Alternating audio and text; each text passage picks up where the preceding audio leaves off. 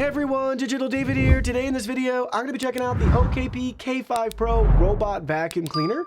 I did receive the sample from OKP, but any opinion expressed in this video is strictly my own. That being said, if you're interested in this product or you want to find out more about it, the link to it will be in the video description. Here's a look at the retail box and packaging. Everything is very simple and straightforward. We have our product tech specs right there on the side for you. Now let's go ahead, let's open up and look at the contents. Here are all the contents. First up, we have our product literature with our user guide and manual, remote control user guide, Smart Life app, download to get everything set up. We also have instructions for the included mop bracket. Next, you'll find we have 4 identical side cleaning brushes here that just snap on to the vacuum. We have an extra air filter, 2 AAA batteries for the included remote control. Take a look at that right there with all the different buttons and controls and a built-in display. On the back side, we can pop open that cover to install the 2 included AAA batteries. Next, we have our charging power supply right here with the OKP logo and branding on it. And here's the charging station with the OKP logo and branding on it.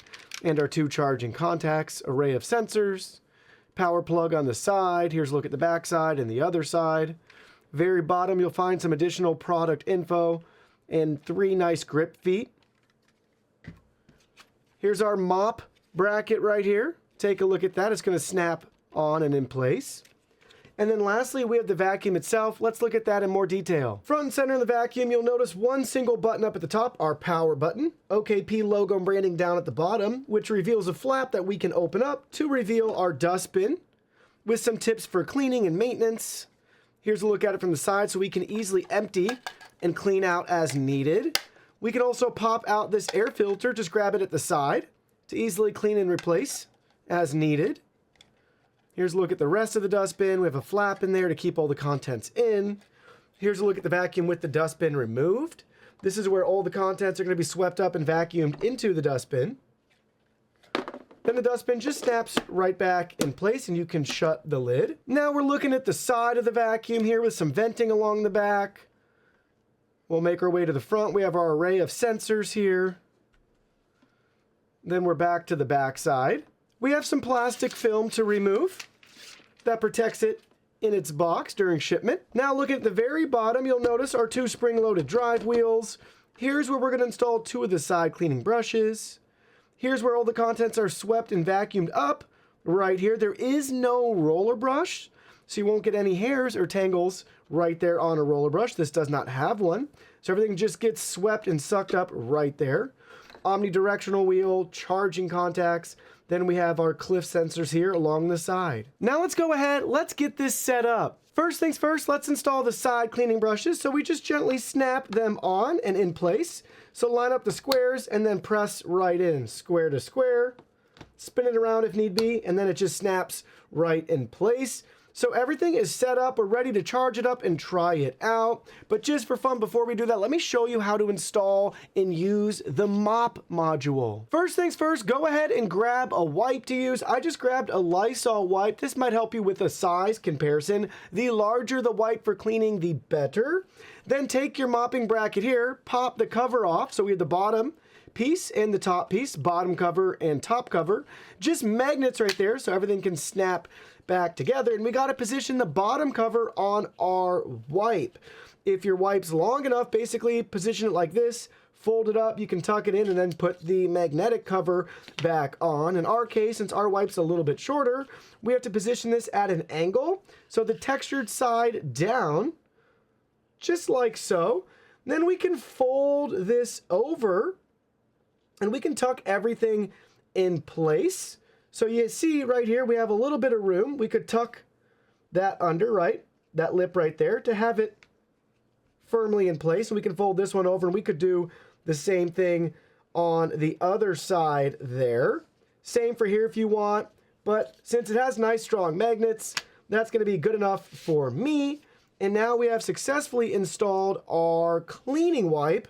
So now it can scrub and clean our floors and just drag that along the surface, helping to give some nice and much needed sanitizing to our floors. So that's how you're going to install a cleaning pad or wipe to use with the included mopping bracket. Simple and straightforward. And then your last step is to go ahead to the vacuum right here, and then everything just snaps right on and in place. So now it can vacuum and wipe at the same time. Now it's time to clean.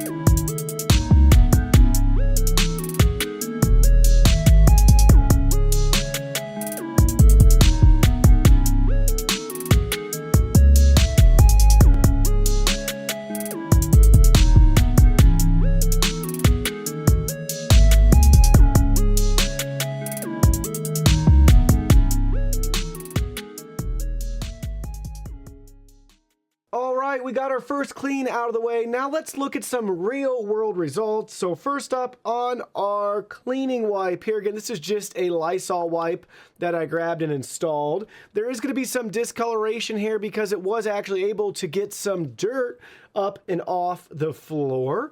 I did not swap out wipes or anything like that, but they get dry pretty quickly, at least with the Lysol wipes. So just make sure you frequently have some wipes that you can be replacing this as needed. Next, let's look at the vacuum itself. We're going to open it up to reveal the dustbin right here. And then we'll be careful not to spill anything out. But I want to show you the contents inside. Look what we were able to vacuum up. So a bunch of pet hair. We have some typical household debris, grass clippings, leaves, things that you just bring into the house. We also have a large plastic piece in there, which is great. So different sizes of debris, right? Really fine dirt and dust that you're seeing on the filter there, to this large piece of plastic from one of my kids' toys right there. So you have a wide variety and range of what you can expect, but pet hair, human hair, dirt, dust, and debris. Now we'll put that back in and we'll flip the vacuum over to reveal our side cleaning brushes. You'll want to keep an eye on this every once in a while, flip it over and detangle as needed. You will find human hair will get collected here along the tops of the side cleaning brushes. But what's nice is, since we don't have a brush roller, one of the added benefits is you're never going to get any tangles here. You will accumulate some hair buildup over time on the side cleaning brushes, but nothing on the main vacuum channel. Now I want to show you the OKP app. This will just be a brief overview of some of the vacuum settings within the app. This is what it'll look like when you set up your K5 Pro. Nice overview of the vacuum, its current mode, its charging status. We have different operating methods and modes we can choose right here. This is how it will navigate, row by row, random, just along the edge, or a spot, focus, and clean. So you can configure that right there. Then we can initiate a clean with the blue button or have it return home to charge with the green icon there. We can select more functions in purple to reveal, you guessed it, more functions. So we have the same clean and recharge command, but then we have different suction modes here. We have a couple to choose from: quiet, standard, powerful. Then we can locate the robot. We can set a schedule right here. So you could add a schedule, choose the time, which sort of working mode you want, suction power and level there, and which days of the week you want it to repeat. So nice schedule we can build out. We can manually drive and control the vacuum for a manual clean. We also have quick access to spot cleaning and recharge right there within the remote control settings. Don't forget about the physical remote. You can do all the same stuff like you can right there from your phone.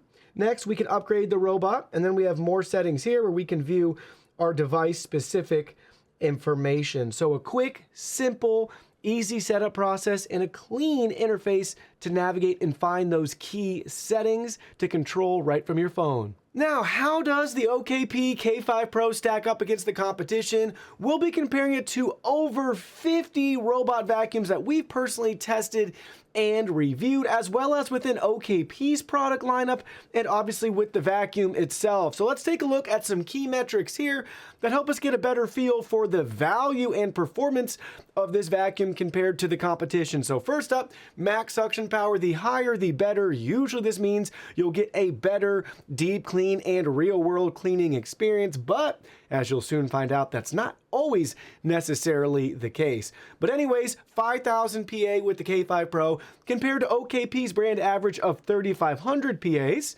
and compared to the overall brand average of 4,400 from the 50 plus RoboVacs that we've personally tested and reviewed. Next, we're looking at CFM. This is going to be one of those scores where the higher the better, and usually it translates to a nice real-world, deep, clean, better actual performance. In our case, OKP K5 Pro came in at 6.5, which is below their brand average of 7.3, and you'll see the typical average RoboVac out there today has a score of 6.9. Now, with those first two results, how did it actually do in the real world? Well, with our testing where we embed coffee grounds in the carpet, we got a score of 60 out of 100, which is 20 points below OKP's brand average and 25 points below the typical RoboVac average. But here's what you need to know. This performance is on par with other OKP models that don't have a brush roller. Having that roller brush will definitely help agitate the coffee grounds to give you a better, deeper clean, as it's actually lifting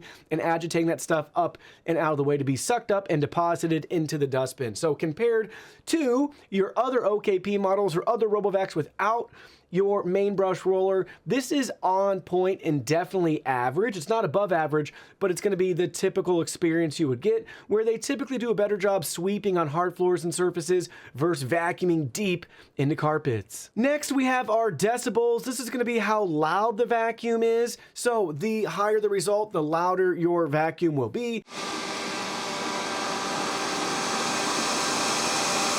In this case, we max out on carpets with the score of 73 decibels compared to OKP's average of 69, and your typical overall average for RoboVac is 70 decibels. There's no distinguishable difference in regards to those 3 decibels with what you could expect. You wouldn't be able to tell that this vacuum's noticeably louder cleaning around your house than your average RoboVac. Moving right along, let's talk about battery life. This is measured in minutes. We have 150-minute runtime with the OKP K5 Pro. That's about 16 minutes greater than the typical OKP average, and dead even with your typical average RoboVac in regards to battery life. Now let's talk about battery capacity. This is measured in milliamp hours. We have an 1800 milliamp hour battery in this vacuum. That's about half the typical average you'll see in an OKP product, but again, that includes their models with and without roller brushes and LiDAR navigation, which is going to skew that higher. They need to have a larger capacity battery. So if we trickle that down to just the average average OKP vacuum like this in their lineup, we're right there at the average with that 1800 milliamp hour capacity. And our overall RoboVac average is similar to OKP's brand average because that's a mix of vacuums like this as well as premium high-end flagship vacuums as well, which skew higher with larger batteries. So with that being said, we're right where we need to be for this particular vacuum. But don't get me wrong, you can always have a larger capacity battery because that's going to mean a greater runtime. Next, let's talk about height. This is measured in inches. This is one of the areas where this vacuum is going to excel. Since we don't have a LiDAR navigation module up at the top, this is going to be one of these shorter, slimmer vacuums, which is great to get in those hard to reach areas. This measures right at around 3 inches, which is half an inch less than OKP's average, but that includes vacuums with LiDAR navigation modules, which extend the height. Same can be said for our overall 50 plus average here, 3.6 inches. That's a mix of vacuums with or without those modules up top. Now let's talk about bin capacity. This is measured in milliliters. The larger, the better, because that means less times and trips for you emptying it. So we have a 500 milliliter bin capacity here. OKP's average is 425 milliliters, and the overall average is only 420 milliliters. Now this result can skew higher or lower depending on if you have a self-emptying vacuum or not. Typically you find lower dust bin capacities for self-emptying models, whereas when you have a model like this that doesn't support self-emptying, you find that you get a larger bin capacity to make those trips to the trash can less frequent. Lastly, let's bring everything together through the lens of cost. This is going to be one of the most affordable and entry-level RoboVacs you can get. It actually held up pretty good compared to the competition within OKP's lineup, as well as the average, considering the price that you're paying for this compared to the competition. So with that being said, the OKP K5 Pro is going to establish a nice baseline for you of bare bone features and performance you should expect out of your RoboVac. So where does that leave us with our beloved OKP K5 Pro? Let me share with you my final thoughts. First, we'll talk about some of the advantages. First up, you just can't beat the price. That's going to be the key advantage for this particular vacuum. For some of you out there, it's going to be good enough. It's basically going to replace you sweeping crumbs into your dustpan. That's where this is really going to excel. So if you have a lot of hard floors and surfaces, maybe you have a ton of pet hair and just hairy humans in your house, and you're sick of cleaning a main brush roller, you'll appreciate that this doesn't have a main brush roller. And you can't beat the form factor and size. It can really get into some of those hard to reach areas. So that's going to be the key advantages for a vacuum like this. I also want to add that I really like that it does row by row navigation. Even without having LiDAR sensors and that advanced array of sensors, it still does a decent job for what it is. Now for the disadvantages. If you have a lot of carpets and rugs, this is not going to be the vacuum for you because it's missing that main brush roller. Sure, it's less to maintain and it won't get as tangled, but having those bristles in that brush roller really helps to agitate and stir up stuff that's embedded in your carpets to vacuum it up and out of your house. So that's going to be lacking on a vacuum like this. Next, let's talk about mopping. Technically, this is going to be the most entry-level and basic mopping system you can get. I would argue it's better than nothing, but the disadvantage is it's basically bring your own wipe and change as needed. So that's going to be a recurring cost for you, and it's just more to maintain if you want to use that, setting it up, all that stuff. Whereas if you go to premium models, you can get the ability to refill, clean, wash, and do all that stuff for you automatically. But again, we got to understand where we're at in regards to the market. This is going to be your first barrier to entry and your starter RoboVac. Other than that, you might be missing other advanced features if it had better navigation to give you room-by-room cleans, zone cleaning, setting up no-go zones and barriers and things like that. That's all going to be absent from a vacuum like this. But I think the old saying holds true. You get what you pay for.